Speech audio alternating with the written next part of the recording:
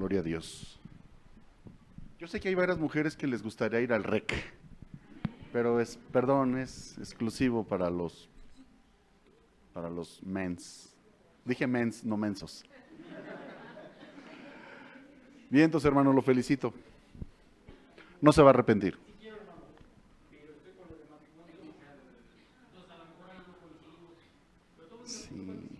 Sí, yo también. Sí, es que desgraciadamente ellos como tienen sus actividades no nos consideraron, pero yo sí lo desafío, varón, lo desafío, pastores de base aérea, los desafío para que le digan a ciertos jóvenes, sobre todo a uno, para que se vaya al rey, porque mucha falta le hace. ¿Verdad? Bien, vamos a continuar con nuestro curso de escatología.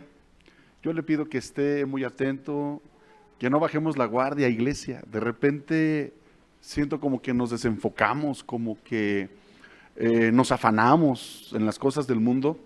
Y no habíamos hablado para nada de este tema en todo lo que llevamos el curso de escatología. Y quiero decirle que es muy importante, porque se ha hablado mucho, escatológicamente hablando, de estos dos testigos, de dos personas que el Señor pone durante el tiempo de la tribulación, y se ha hablado mucho acerca de ellos, así que vamos a estudiar un poco acerca de estos personajes. Le pido de favor que vayamos al libro de Apocalipsis, capítulo 11, y vamos a interactuar, vamos a hablar la importancia, mis amados, de ser testigos. Repita conmigo, testigos. No de Jehová. Somos testigos del gran acontecimiento. Yo le quiero preguntar, ¿alguien de los que estamos aquí ha tenido un encuentro con Dios?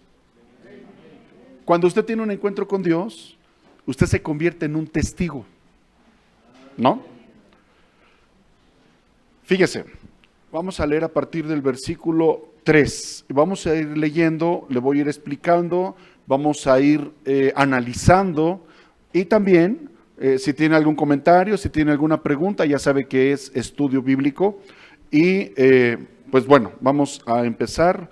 Padre, en el nombre de Jesús, Señor, danos, Dios mío, la sabiduría, la dirección, la sensatez, el cuidado, Señor, para que todo lo que hablemos en esta hora sea conforme a tu perfecta voluntad. En el nombre de Jesús, Padre, declaro que los corazones están preparados, que a través de este estudio, Señor, tú nos revelas tu voluntad, tú nos muestras tu amor, y Dios, también nos revelas lo que está por acontecer en los últimos tiempos.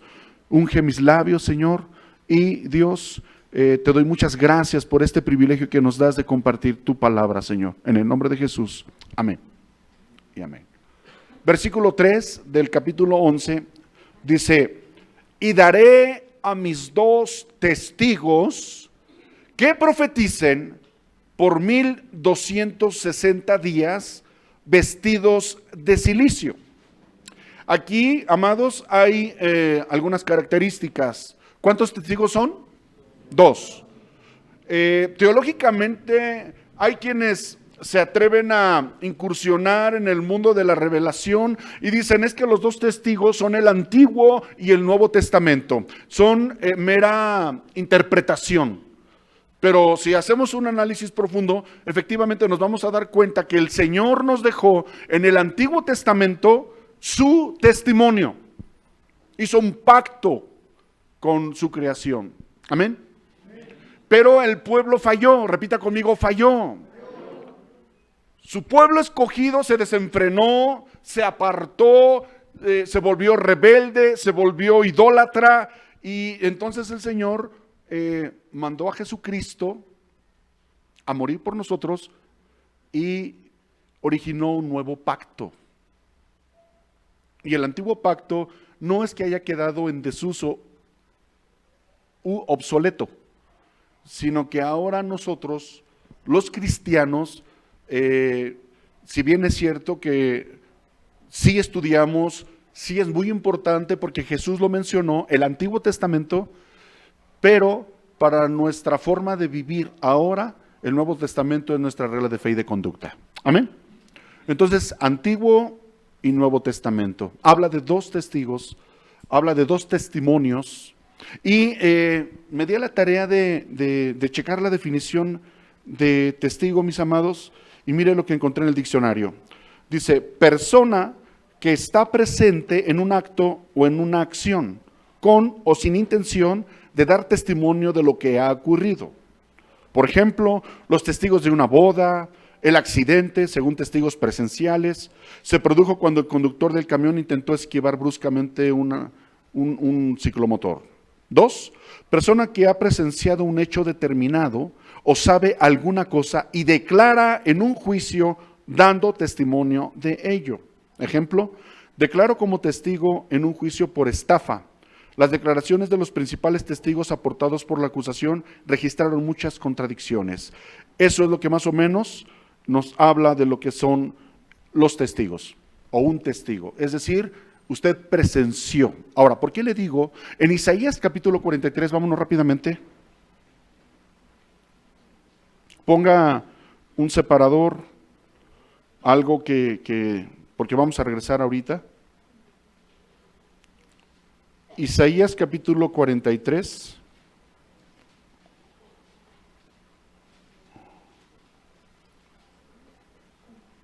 Amén.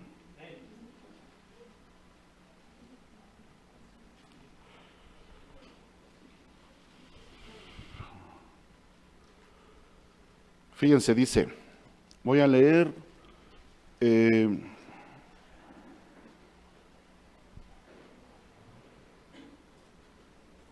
perdón, creo que es 42, permítanme.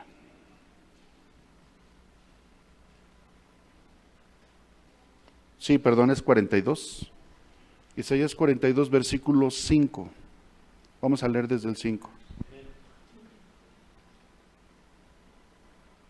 Permítame.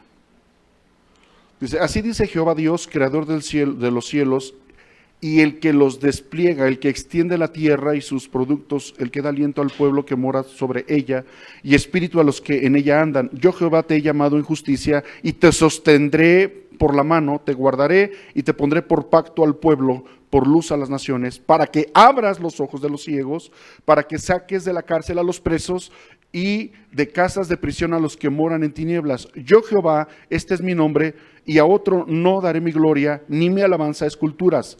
He aquí se cumplieron las cosas primeras, y yo anuncio cosas nuevas antes que salgan a la luz, y yo os las haré notorias. Es decir, el Señor habla a su pueblo y revela las cosas que va a hacer. Dice la Biblia que el Señor no va a hacer nada sin antes revelárselo a sus siervos los profetas. Cuando usted le recién tiene un encuentro con Dios, usted se vuelve un testigo eficaz. Alguien que me ayude a buscar, porque ahorita lo estaba leyendo, pero tengo la vista un poquito nublada, no alcanzo a ver bien. Creo que es en el 43, habla de mis testigos. Vosotros sois mis testigos. Ah, mira, sí era 43. Pásame mis lentes, ¿no? Por favor. Bien, gracias. Dice, vosotros sois mis testigos, dije Jehová, y mi siervo que yo escogí para que me conozcáis y creáis y entendáis que yo mismo soy. Antes de mí no fue formado Dios, ni lo será después de mí. Yo Jehová, y fuera de mí, gracias mi hijo, no hay quien salve. Yo anuncié y salvé, e hice oír, y no hubo entre vosotros Dios ajeno. Vosotros pues, vuelve a enfatizar el Señor, sois mis testigos, dice Jehová, que yo soy Dios. Entonces dice, para que oigan y digan, para que conozcáis y creáis y entendáis que yo mismo soy. Es conocer a Dios, es entender la palabra de Dios y es vivir conforme a la revelación de Dios. Amén. Entonces regresamos ahora sí a a Apocalipsis capítulo 11.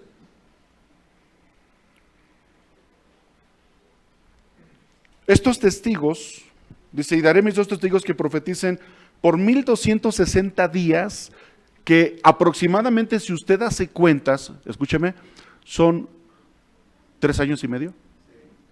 Sí, ¿verdad?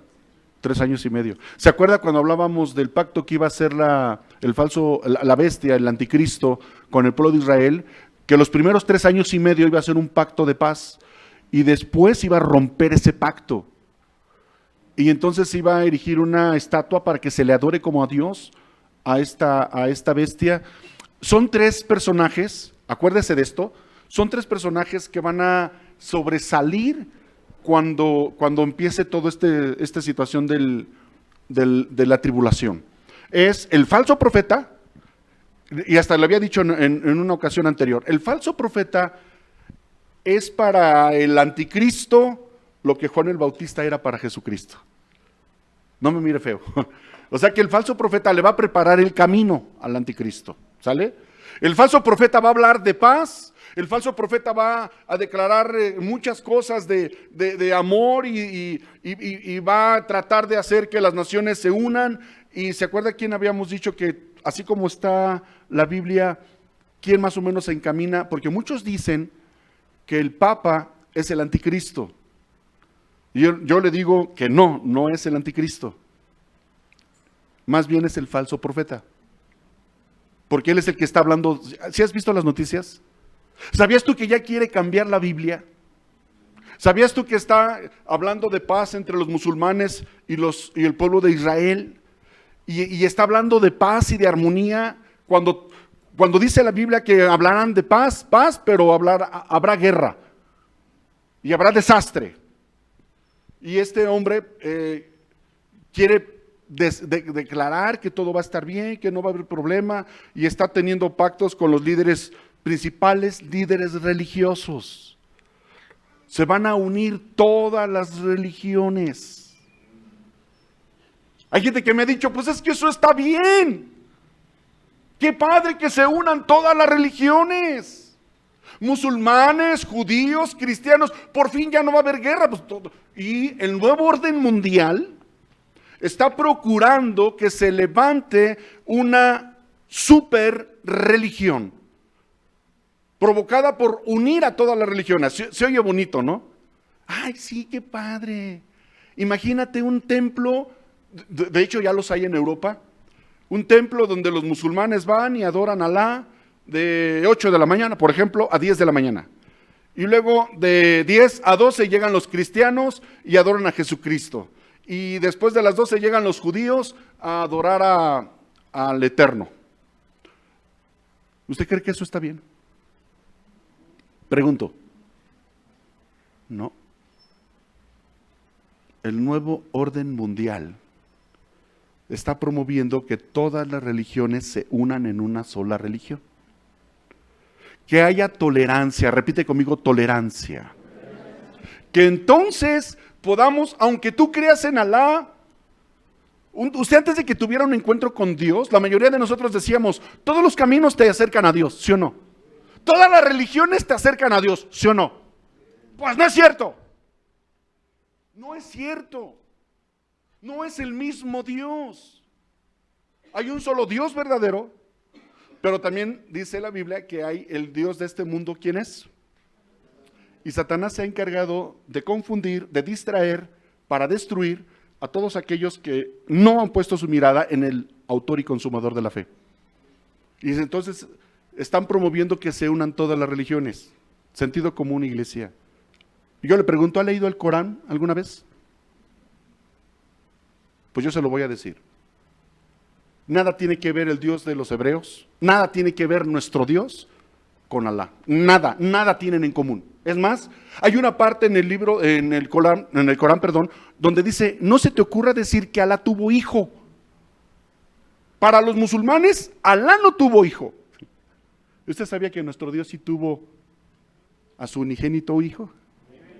Sí. ¿Sabía usted que la Biblia habla de tardo para la ira y grande en misericordia? Clemente y misericordioso es Jehová. ¿Cuántos dicen amén? Y Alá no es misericordioso. Alá es vengativo. Cuando usted se involucre y empiece a leer el libro del Corán, se va a dar cuenta de tantas contradicciones. No es el mismo Dios. ¿Sale? Amados, estamos hablando de escatología.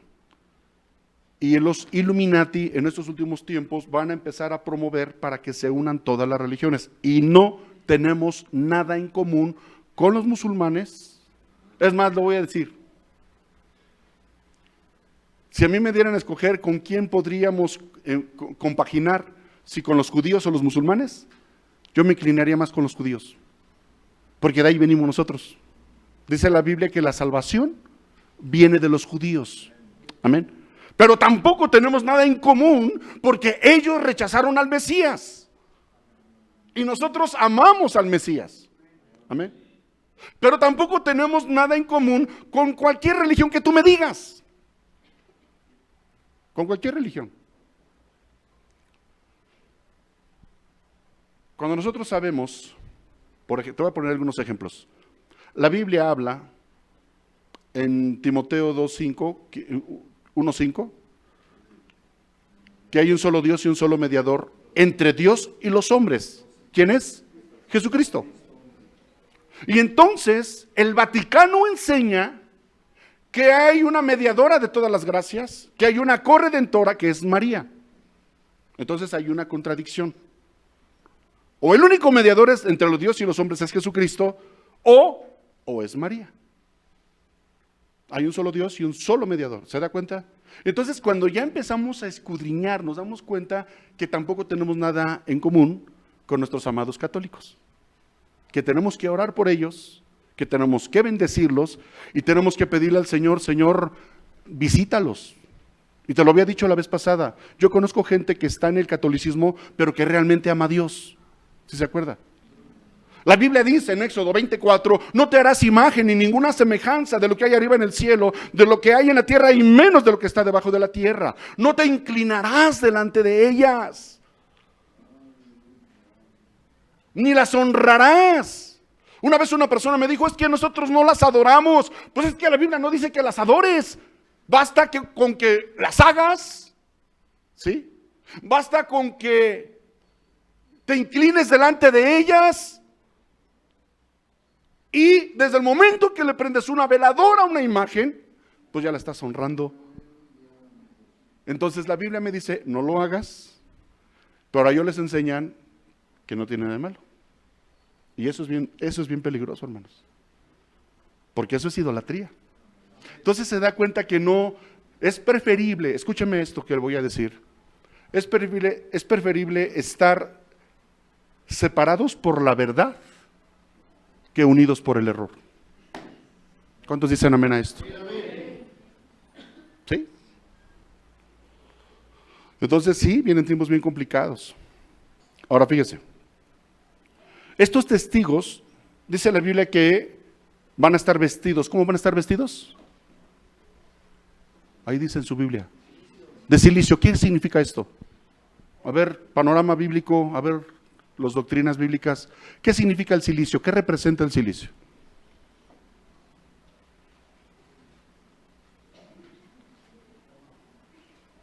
¿Qué representa el silicio? Luto, vergüenza, duelo, dolor. Acuérdense que son dos testigos y van a estar vestidos de silicio. Y eso representa el silicio. Van a estar en duelo, van a estar en vergüenza, van a estar tristes. Eso es lo que representa el silicio, acuérdese de esto. Estos testigos, versículo 4, son los dos olivos y los dos candeleros que están en pie delante de Dios de la tierra. Ahora escúcheme. Hemos hablado, teológicamente hablando, de quiénes son estos dos testigos. Dice la Biblia que todos los que han venido a la tierra, incluyendo Jesús, tuvo que probar la muerte. ¿Sí? Y hay dos personajes en la Biblia que no experimentaron la muerte. ¿Quiénes son? Enoc y Elías. Dice la Biblia, mis amados, que a Enoc el Señor se lo llevó. Y también dice la Biblia que a Elías, cuando estaba hablando con Eliseo, su discípulo, le dice, pídeme lo que quieras. Pero si me ves cuando yo me vaya, se te será concedido. Y te ruego que me dejes aquí porque tengo que ir a tal lugar. Y le decía a Eliseo, vive Jehová, que no te dejaré. Eso me encanta, hermano. Eso me habla de una fidelidad a toda prueba. ¿No? Necesitamos ovejas como esas, ¿no? Hey, aguántame, ¿no? Me tengo que ir a otro lugar. No, pues no, pastor, vive Jehová que no lo dejaré. Ay, pues órale, pues vámonos, ¿no? En 3 ocasiones, Elías le dice a Eliseo, déjame aquí, aguántame. Y las 3 ocasiones, Eliseo le dice, vive Jehová y vive tu alma que no te dejaré. Y entonces, amados,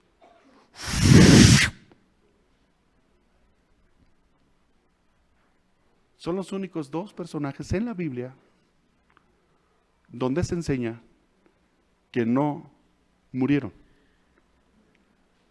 La Biblia, la Iglesia Católica, escucha lo que le voy a comentar, lo digo con todo respeto. Fue en 1950 y pico, cuando el Papa Pío XII inventó lo de el dogma de la Asunción de María. En base a los pasajes bíblicos que te acabo de enseñar, y que la Biblia únicamente menciona a estos 2, a Enoc y a Elías, este Papa, acuérdense que hay un dogma que se llama la infalibilidad papal. ¿Qué quiere decir esto? Que el Papa que está en turno, todo lo que él diga es palabra de Dios. Te guste o no, lo creas o no, como buen católico te tienes que chutar esa. Y entonces a este hombre se le ocurrió inventar que la Virgen María no murió. Hay varios dogmas con respecto a la Virgen María. Hay varios dogmas. Y te los voy a mencionar rápidamente porque es necesario que los vayamos entendiendo. La perpetuidad, no, primero, el primer dogma de María fue la Inmaculada Concepción de María. Quiero decirle que a veces ni los mismos católicos saben qué es eso. La Inmaculada Concepción de María quiere decir que así como Jesús fue concebido sin pecado, ¿sí? Porque el ángel habló con María, ¿sí sabe la historia? Y María quedó encinta porque la cubrió la sombra del Espíritu Santo, ¿sí? Y María fue virgen hasta el nacimiento de Jesús. Bien, pues el dogma no recuerdo qué papa, cuando habla de la Inmaculada Concepción de María, quiere decir, póngame atención, que cuando María nació, de la misma manera como nació Jesús. O sea que sus papás no hicieron ninguna travesura. Y ella nació del mismo modo como nació Jesús.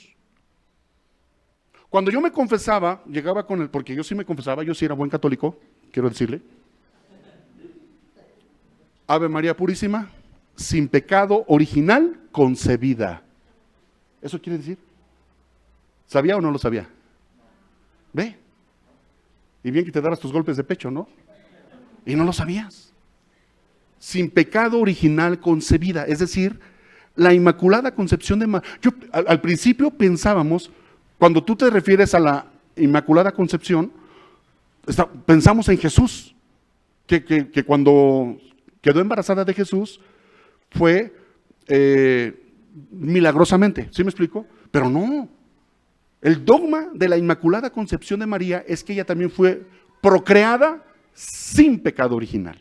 O sea, igual, la Iglesia Católica se esmera en poner a María en la misma situación de Jesús. ¿Sale? Ese es el primer dogma de la Inmaculada Concepción de Jesús, de María, perdón. El segundo dogma es el de la perpetuidad de la virginidad de María. O sea, un papa, creo que es el mismo, en su afán de poner a María en una posición más elevada, se le ocurrió inventar, contrario a lo que enseña la Biblia, hermanos. Y si no me lo cree, vaya a Mateo capítulo 1, al final del capítulo 1, alguien que lo lea por favor, cuando dice que su esposo José, no la conoció hasta que nació Jesús, después de que nació Jesús. Y más adelante menciona a los hermanos de Jesús. ¿Está conmigo? Alguien que lo lea, mientras yo le sigo diciendo, el dogma de la perpetuidad de la virginidad de María quiere decir, según este papa, que María fue siempre virgen. Por eso ruego a Santa María siempre virgen. ¿Ah? ¿Sí? ¿Sí lo están? ¿Ya lo tenemos? ¿Qué dice? Dice así la bendita y santa palabra. Pero no la conoció hasta que dio a luz a su hijo primogénito y le puso por nombre Jesús. Acuérdese que la Biblia utiliza eufemismos. ¿Qué utiliza? Eufemismo. Un eufemismo es decir una cosa suavizándola, pero en realidad es otra cosa. No la conoció. Te vas a encontrar en varios pasajes de la Biblia, por ejemplo, cuando se une Abraham con su esposa Sara y dice, la conoció y Sara concibió. Conocer, mis amados, desde la cultura hebrea es tener relaciones sexuales. Digo, porque si fuera de manera literal, caray, entonces, ¿qué? ¿José no la conocía? ¿Lo conocía nada más por chat o qué onda? ¿Sí? Entonces, la Biblia dice eso y habla de los hermanos de Jesús. María, amados, escuchen esto, amamos a María, creemos en María, porque es la madre de nuestro Salvador, pero ahí nada más. Ahí nada más. ¿Sale? María es ejemplo de obediencia, María es ejemplo de humildad y de valentía, porque ella sabía lo que implicaba, según la ley de Moisés, quedar embarazada sin estar casada. Se estaba exponiendo a morir lapidada, a morir apedreadas. Qué mujer tan valiente, ¿eh? A riesgo de su vida dijo, va. No, lo único que dijo es, pero ¿cómo va a ser esto si no conozco varón? Y el ángel le dice, el Espíritu vendrá sobre ti, su sombra te cubrirá y vas a quedar embarazada y el santo ser que vas a parir se llamará Emanuel o Jesús, que traducido es Emanuel, Dios con nosotros, ¿va? Entonces, por sentido común, así como nos lo quieren manejar los amados católicos, que José nunca la tocó.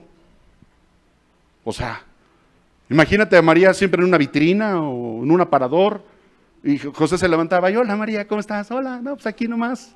Pues, y se conformaba con verla. ¿Tú crees eso? De hecho, hay otro dogma, que tampoco es cierto, donde se aferraban en decir que José era viudo y era un hombre mucho mayor de edad. Y pues ya no. Y por eso no la tocó. O sea, con tal de justificar su dogma, han inventado cada cosa, hermanos. Bueno, está el dogma de la perpetuidad de la virginidad de María, cosa que no es cierto. Y el otro dogma es la asunción de María. Y este papá se empeñaba en decir que Dios se llevó a María como se llevó a Enoc y a Elías. El único problema aquí es que no hay evidencia. La Biblia no menciona. Y está establecido para los hombres que mueran una sola vez y después de esto el juicio. Ahora, otro dogma. Que María no cometió pecado. La Santísima Virgen María.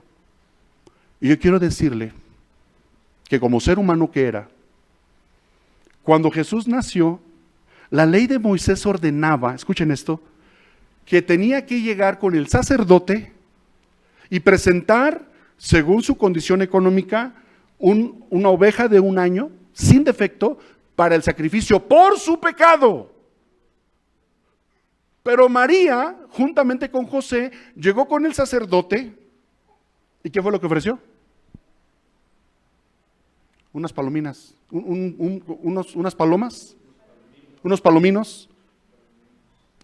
¿Sabe por qué ofreció eso? por expiación de su pecado. No lo digo yo, lo dice la Biblia, lo hizo María, porque ella era algo que tenía que ir por expiación de su pecado, presentarla delante del sacerdote, para que el sacerdote sacrificara al animal y hubiera derramamiento de sangre. Acuérdese de esto, antiguamente dice la Biblia que sin derramamiento de sangre no hay remisión de pecado, ¿sale? Entonces tenía que haber derramamiento de sangre para remisión de los pecados, ¿sí?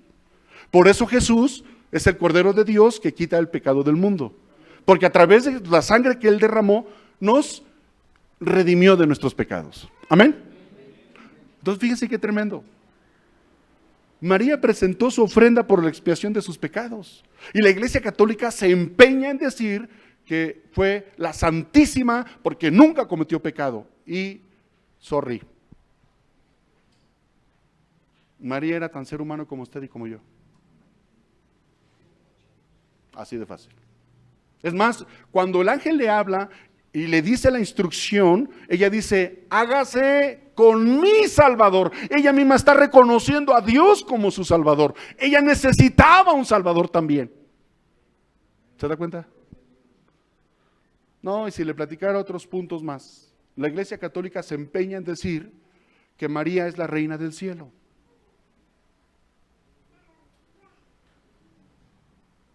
Jeremías 44, alguien que lo busque, por favor.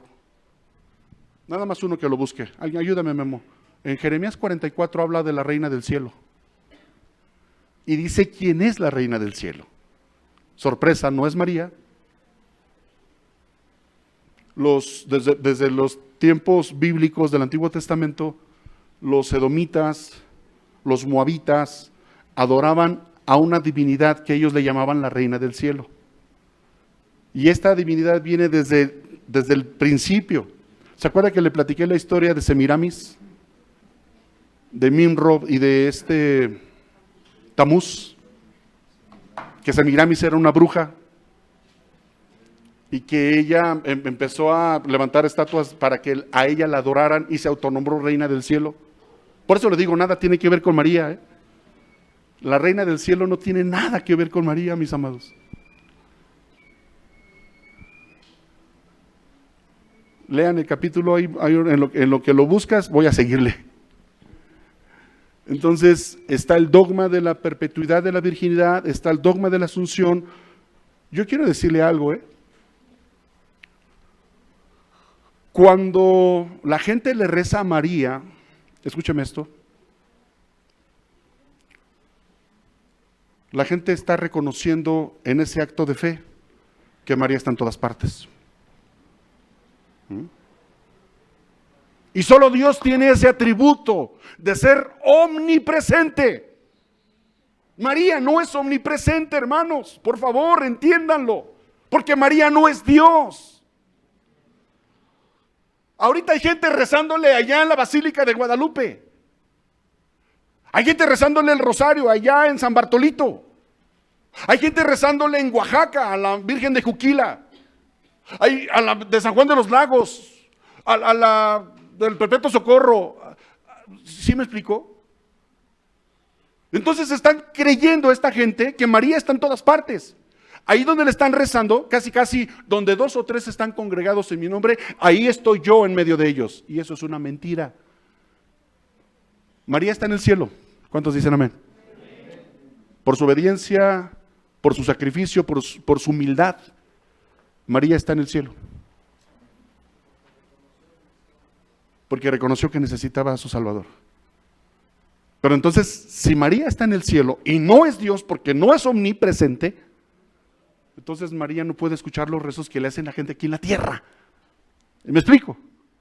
María no puede escuchar a la gente que le canta, oh María, madre mía, oh consuelo del mortal, amparadme y llevadme a la patria celestial. O sea, como si María fuera la que cuando una persona muere, te lleva a la patria celestial. ¿Dónde está Jesús entonces? ¿Se da cuenta? El dogma de la Asunción de María, este Papa lo imitó cuando leyó a Enoc y a Isaías. Voy a continuar. No lo quiero incomodar. Mi obligación como pastor es hablarle la verdad. Amamos a María, sí, pero no le podemos rezar a María, no le podemos orar a María, porque ella no escucha nuestras oraciones, porque ella está en el cielo. Amén. Ahora fíjese, si alguno quiere dañar a estos testigos, sale fuego de la boca de ellos y devora a sus enemigos, y si alguno quiere hacerles daño, debe morir de la misma manera. Escuche, estos tienen, estos tienen poder para cerrar el cielo a fin de que no llueva en los días de su profecía. ¿Quién hizo esto? ¿Quién se paró delante de Acab y dijo, vive Jehová en cuya presencia estoy, que no lloverá en 3 años? ¿Quién dijo eso? Elías. ¿Se da cuenta? Por eso, aunque la Biblia no lo menciona, podemos creer que uno de estos testigos es Elías. Porque aquí da una instrucción. O sea, Elías ya tiene cancha en esto, ¿no? En los tiempos de Elías, él dijo, no va a llover en tanto tiempo, y no llovió. A estos testigos que van a estar en el final de los tiempos, van a decir, pues no va a llover, y no va a llover. Ahora fíjese, y tienen poder sobre las aguas para convertirlas en sangre. Aquí hay una postura. ¿Quién fue el que convirtió el agua en sangre? Éxodo.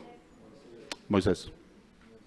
Entonces, hay una postura evangélica que dice que tal vez el otro testigo no sea Enoc, sino así como Elías tenía autoridad de parte de Dios para cerrar los cielos y que no lloviera en 3 años, Moisés también tiene experiencia en convertir el agua en sangre. Entonces, escuche esto. Hay quien dice, no, es que es Moisés y Elías. Además, fueron cuando fue la transfiguración de Jesús. ¿Sí se acuerda? ¿Quiénes fueron?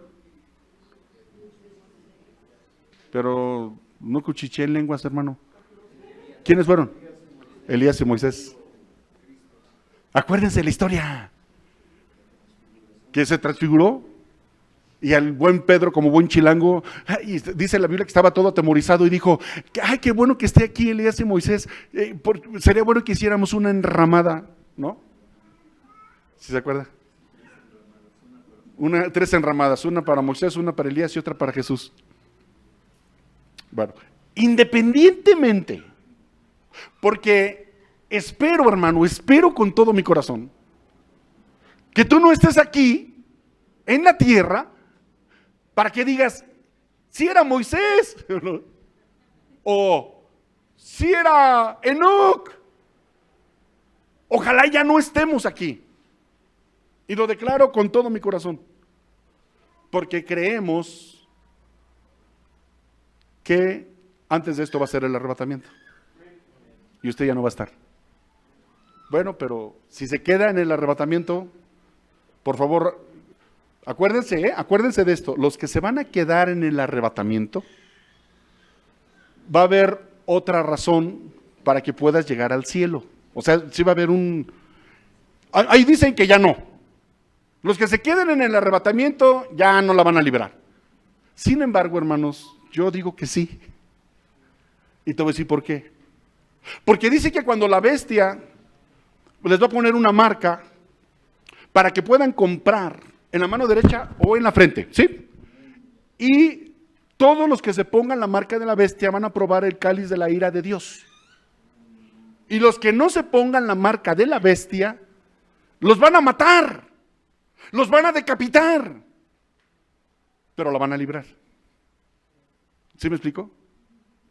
También dice que van a erigir la estatua de la bestia y van a ordenarle a grandes y chicos que se postren delante de la bestia, que adoren a la bestia.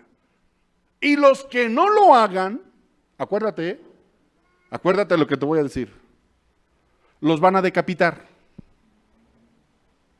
Pero eso va a ser tu salvación. Allá te vamos a esperar en el cielo.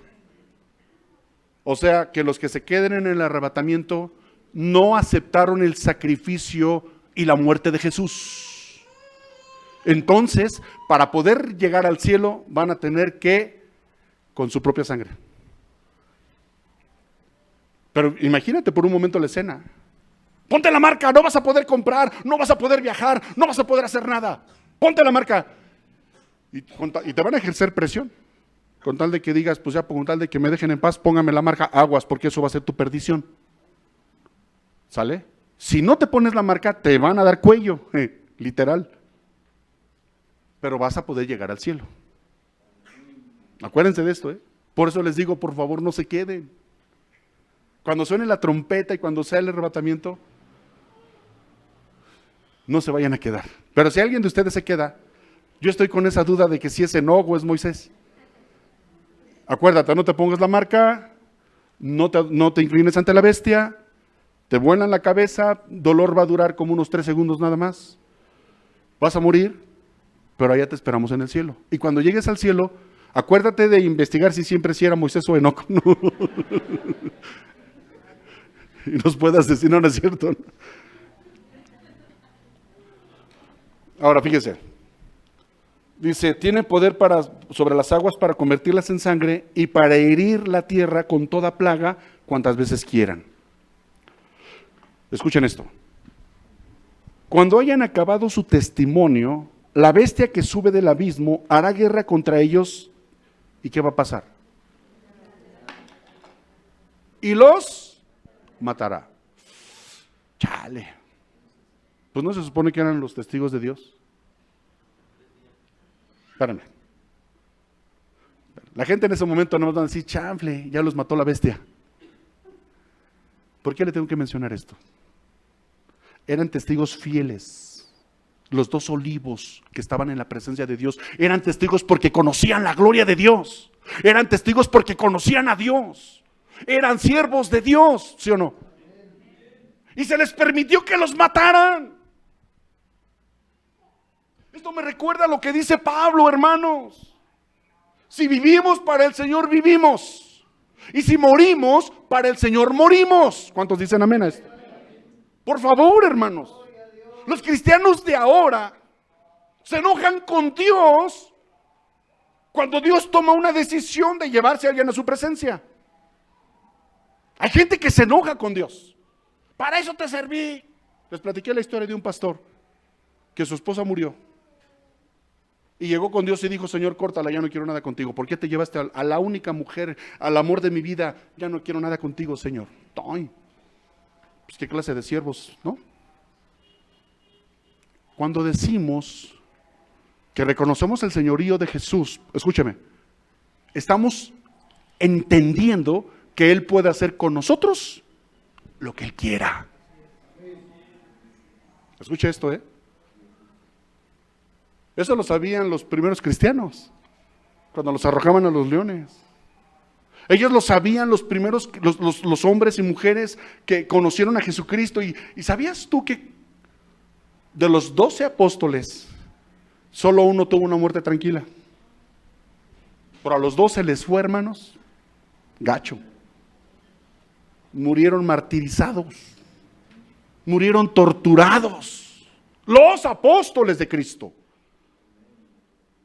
Dice la tradición, no consta, pero dice la tradición, que iban a crucificar a Pedro, a igual como lo crucificaron a Jesús.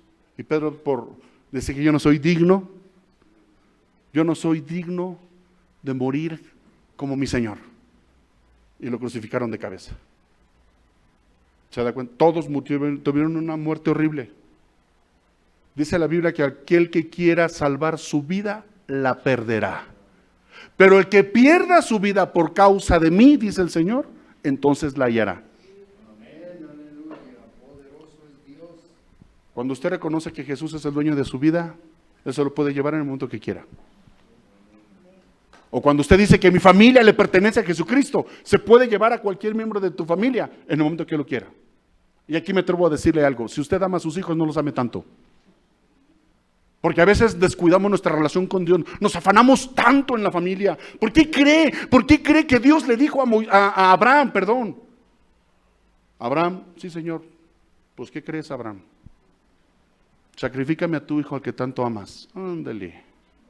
Dice la Biblia que Abraham amaba a su hijo. Yo me imagino que Abraham se empezó a enfocar en el Isaac, ¿no? ¿Qué le nene? ¿Qué le nene? Lo estaba hasta maleducando, yo creo. Lo estaba haciendo un chamaquito berrinchudo. En serio, hermanos. A veces por querer suplir. Es que yo cuando era niño no tuve mucha escasez. Yo cometí ese error. Hermanos, mi carro era una caja de zapatos. Y le bajé la lengua y le amarré una soga y ahí andaba yo arrastrando mi caja. En serio, delante de Dios se los digo. Ese era mi carro, una caja de zapatos. Soy grande, tengo a mi hijo, no, le compraba unos carros de control remoto, así, grandes. Yo decía, mi hijo va a tener lo que yo no tuve. Y empecé a educar a mi hijo. ¿Qué pasó, mi hijo? De hecho, yo cuando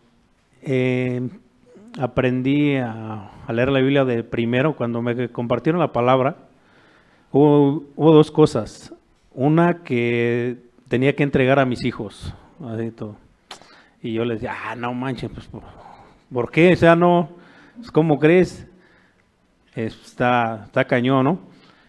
Cuando leí lo de Abraham, que llevó a su Isaac a entregar, no, sí, o sea, yo me achicopalé bien gacho ahí cuando estaba leyendo esa parte.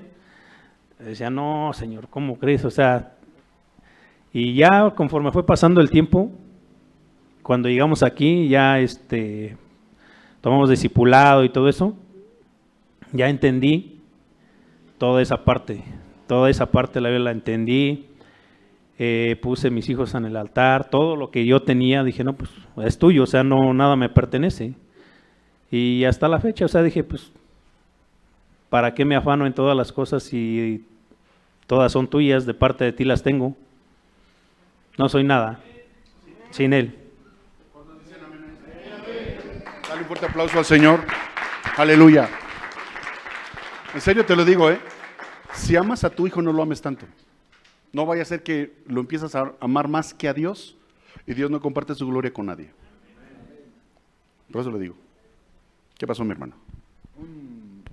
Mire, aquí la palabra del Señor, por ahí por Mateo dice, les dice Jesús, si amas más a tu hijo, a tu hija, a tu padre, a tu madre, no eres digno de mí. ¿Sí? Si los amas ¿Sí? más que a mí, No eres digno. no eres digno de mí. ¿Se da cuenta? Y a veces hasta lo decimos de broma, ¿no? Le digo a mi esposa, eres el amor de mi vida, eres lo que más amo, pero después de Dios. Y a mis hijos también les digo, las amo a mis hijas, pero amo más a su esposa, a su madre. ¿Sale? Hay mucho que hablar acerca de esto, pero voy a seguir con esto. Entonces, acuérdense, se le da autoridad a la bestia que sale del abismo y los mata. Los mata. Pero escuchen esto. Y sus cadáveres estarán en la plaza de la grande ciudad que en sentido espiritual se llama Sodoma y Egipto, donde también nuestro Señor fue crucificado. Y escuchen, y los de los pueblos, tribus, lenguas y naciones verán sus cadáveres por 3 días y medio y no permitirán que sean sepultados. Y los moradores de la tierra, como ya va a estar todo corrompido, como ya va a estar tanta iniquidad, acuérdense de esto, cuando sea el arrebatamiento, el Espíritu Santo, que es el que redarguye, el Espíritu Santo es el que nos enseña, es el que nos confronta, se va a ir con nosotros. Ya no va a haber Espíritu Santo en la tierra. No va a estar el Espíritu Santo. ¿Sale? Aquí, o sea, imagínate cómo va a quedar la tierra. Aunque usted no lo crea, el Espíritu Santo todavía frena a muchos a no cometer asesinatos, a no robar, a no violar. Es que escuché una vocecita que me decía, no lo hagas, no lo hagas. Pues es el Espíritu de Dios. Pero ya no va a estar. Entonces imagínense por eso están comparándolo con Sodoma y con Egipto. Así va a estar la sociedad, corrompida, pervertida. Luego dice, y los moradores de la tierra se regocijarán sobre ellos y se alegrarán, porque los testigos exhortaban a la gente. Les advertían del juicio venidero. Es lo que hace un profeta, es lo que hace un testigo. A veces la palabra incomoda, hermanos. Mira, hay veces estoy predicando y yo veo miradas así de, es que eso no me gusta, perdóname que te lo diga, yo no estoy aquí para endulzarte el oído. Los profetas tienen que hablar la verdad. Y eso incomoda a mucha gente. Si le vas a dar un aplauso al Señor, dáselo fuerte. Eso incomoda a la gente, eso molesta. Por eso cuando los testigos mueren, la gente hace pachanga. Mientras haya alguien, no dice la Biblia, hay profeta en la casa de Israel, que levante la voz y hable la verdad, hable lo que es. ¿Sí? Dice un dicho muy bien dicho, y conoceréis la verdad y la verdad te hará libre, pero antes de eso te va a incomodar. Te tiene que confrontar, la verdad te confronta. Cuando tienes un encuentro con la verdad, Jesucristo es la verdad, te sacude, te quebranta, te redarguye, dices, en la torre, yo estaba creyendo esto y yo pensé que estaba bien, y no, la verdad es que no estamos bien. Amén. Entonces, dice que se alegrarán y se enviarán regalos unos a otros, porque estos dos profetas habían atormentado a los moradores de la tierra. Un estudio dice que estos testigos le están diciendo a la gente que se arrepienta. Acuérdate, está comparando a la ciudad con Sodoma. Imagínate al nivel de perversión en el que va a estar la sociedad. Y estos testigos les van a estar diciendo, eso no está bien. El homosexualismo no está bien. Es perversión sexual. La pedofilia. Todo eso, la zoofilia, la necrofilia y todos los filias. ¿Sí sabe qué es la necrofilia? Mi papá duró mucho tiempo de bombero. Y dice mi papá que había un incendio. Pero lo voy a decir para que tiene oídos, oiga. Y dice mi papá que sacaron a varios cadáveres de ese incendio que hubo y tenían los cuerpos alineados. Y ya en la madurez les tocó hacer guardia y llega uno de los que estaban cuidando los cadáveres y le hace una pregunta a mi papá, que él pensó que se estaba refiriendo si quería una cerveza. ¿No? Le dijo, ¿no quiere una fría? Mi papá dice, no, estoy de servicio, ¿no? Y después ya cuando se dio cuenta mi papá dijo, ¿qué es esto? ¿Qué es esto? Es una perversión. ¿Y sabías tú que hay gente que ya está abogando para que se autoricen los derechos de los necrófilos como se están autorizando los derechos de los zoofílicos en Canadá? Ya está autorizado que un hombre se case con un animal. Las relaciones sexuales entre animales y hombres ya está autorizado en Canadá, por si no lo sabía. Mire, están pugnando por los derechos de la comunidad LGTB. Y mientras se están ganando terreno, ya están pugnando porque se autoriza el matrimonio con los niños. ¿Eso cómo se llama? Pedofilia. Como en los tiempos de Gomorra va a estar esa situación. Por eso se van a alegrar y se van a hacer regalos y van a decir, ¡qué bueno que se murieron! ¡Qué bueno! Pero sorpresa, yo creo que aquí le voy a parar. Hay mucho que hablar acerca de esto. El Señor a los 3 días los va a resucitar. Y se van a sacar de onda los que se burlaban. Mira, con esto termino. Cuando yo me convierto a Cristo, váyase poniendo de pie, por favor.